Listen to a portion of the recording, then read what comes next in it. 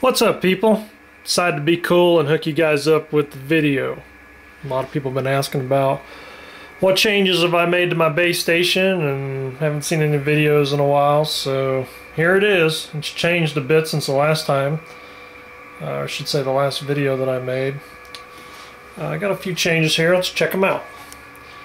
Got a Kenwood 10 amp power supply added to it. It's just a spare. My Astron VS35M is my primary power supply. I use it for pretty much everything. It's a badass power supply. The Weller WES51 soldering iron. Pretty cool. Done some repairs with it. Does a good job. Still got the unit in Madison for 11 meters. Does a good job for it. Nice big radio, two nice big speakers. Had that in the last video. It's hooked up to the Golden Eagle D104. Still got the same computer. Got the band playing up on it right now. The Heil PR781 with the slobber stopper, as I call it, or the windscreen as others call it. It's on a topless boom mic. I can swing it anywhere. Up, down, out of the way, wherever I need it to go. It's hooked up to the Icom 7600. That's my flagship radio right there. Let's check it out. Look at that screen. That's just badass radio talking right there. Got another little radio. Got the Yaesu FT8800. That thing's a cool radio. I like it. It's handy. It's a great tool to have here in the shack. I can go pretty much anywhere and I can hear anything with it. It probably, you know, as far as being versatile, probably better than any of these radios here. Police, fire, ambulance, any type of emergency services, repeaters, simplex, duplex. It'll do just about anything.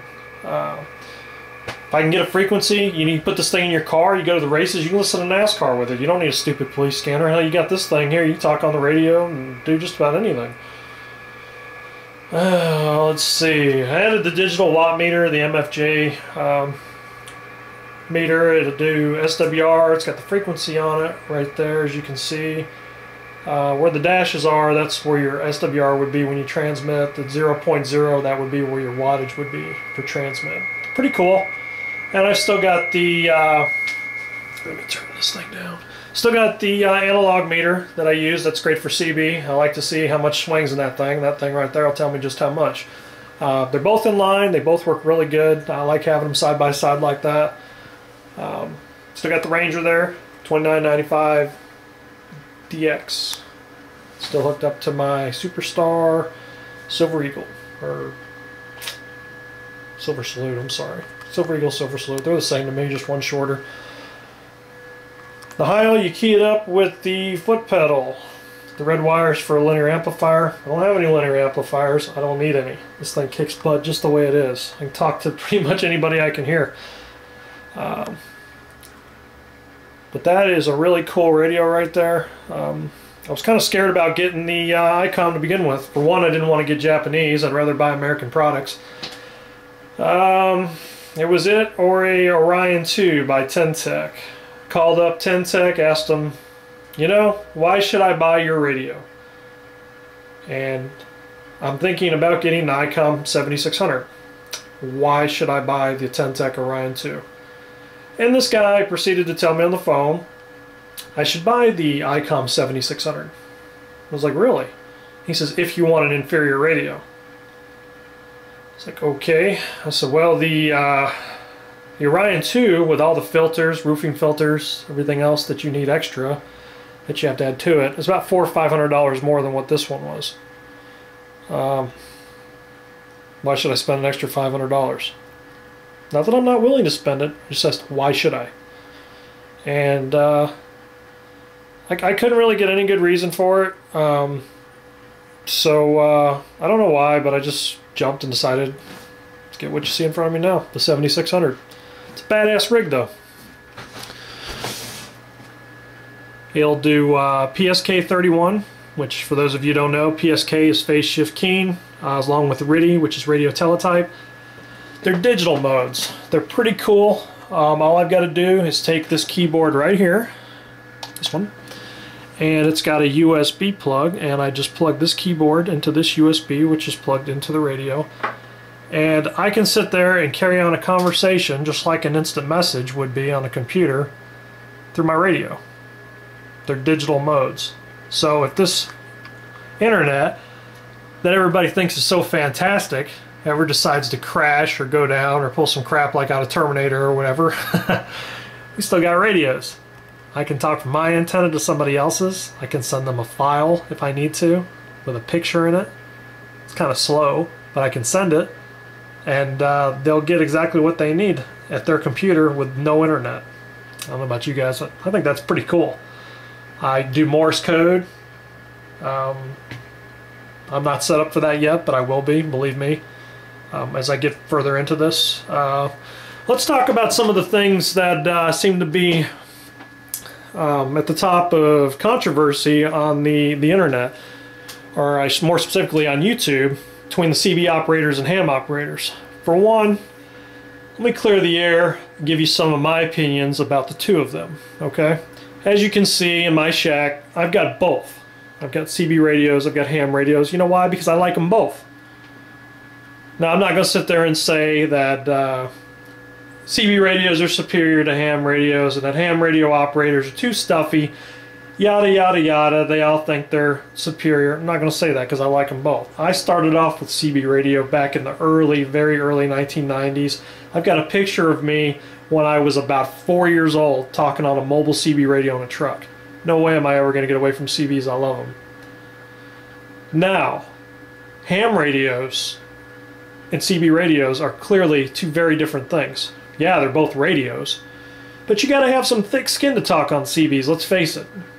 It's not for the timid. You go out there, you better be ready to take some insults. People are always going to talk trash on the CB radio. I don't care where you go. I don't care what channel you're on. People are going to talk trash. There is no accountability on CB radios whatsoever.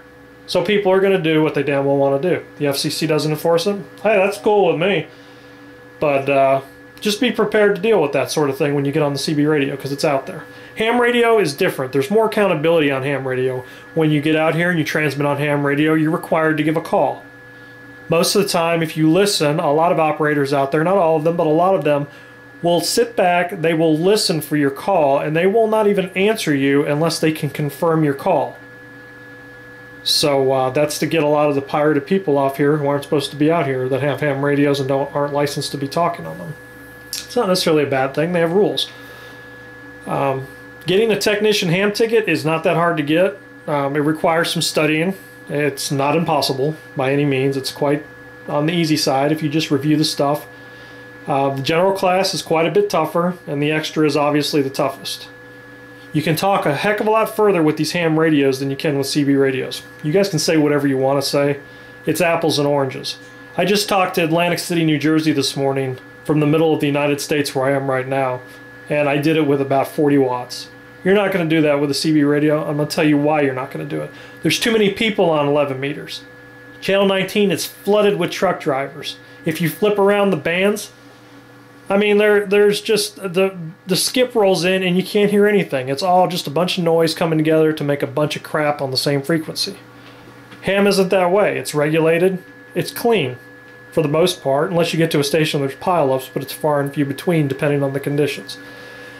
So basically, when you cut through the crap, they're both fun things to do. I mean, it's fun getting on CB. I love to get in there and cut up, you know, talk to the truck drivers. Get in there, we'll even play jokes. Man, it's fun to have pranks and stuff like that on there. Ham radio is more serious. There's accountability for it. There are rules, there are regulations that need to be followed, and there's an etiquette and a courtesy that needs to be followed. It's fun, though. I have a heck of a time with this stuff. I'm looking forward to getting into the Morse code, you know, learning all my CW. I've already tried the digital modes. I've been working with this thing for 4 months now. There's a lot of buttons on here. I mean, look at all this crap on here. A lot of it I know what it does. The manual that came with this thing is like a ½ inch to an inch thick.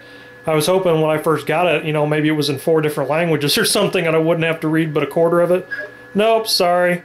It's all in English. So what I've been doing to basically get around that is when I go to messing with something on this thing, if I come across something that I need to do and that I'm not familiar with, I'll look it up in my manual and just, you know, kind of take it as I go. It's not that hard. It's a menu-driven radio. Some of the Yaesus, you know, like this thing's got way more buttons than what this thing's got. Like the FTDX 9000, for example. That thing's buttons from one end of that thing to the other. To me, that, you know, it's an impressive-looking radio, and I know it's a good talking radio, but it's a little too much for me. I like the menu-driven radios. This just seems to work better. I was scared about getting this, scared of the investment. I made it. I'm glad I did. It's worked out well. People, when you type in comments on YouTube, CB radio operators, ham radio operators, for God's sakes, use the spell check when you talk. There's nothing worse than people coming on there and saying, "You radio junk," or talking about somebody else's station. For God's sakes, if you're gonna, I mean, if you're gonna throw insults at people and insult their equipment, at the very least, be able to spell.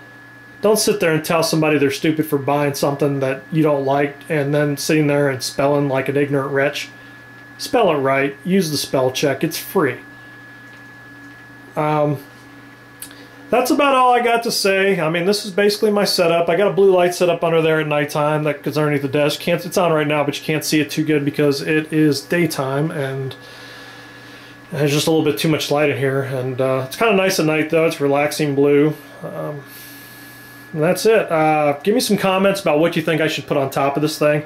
I had a 32-inch HD TV on top there, and to be honest, I just didn't use the damn thing at all. So I took it out and did something else with it, and I was using it originally to project that screen right there onto a bigger screen, but that one's plenty big right there. So like I said, give comments. I like to read your comments. Actually, I love to read them, see what you guys got to say. Give me your opinions, some things maybe I could do different. Please be polite about it. I'll just delete the comments on there that are shitty on there. You know, I don't need some ham operator telling me, well, that 7600 is too good to be on the shelf with the Madison. Because frankly, I don't think that way, and I don't give a damn. I like them both. It's apples and oranges to me. And I don't need some 11-meter operator telling me, so you can get that junky Icom off the shelf. I don't want to hear it. Okay? I mean, do what you want to do. Some of you guys are all ham, some of you guys are all CB, some of you guys are both like me. That's cool, you know, to each their own. But let's just keep it civil, people.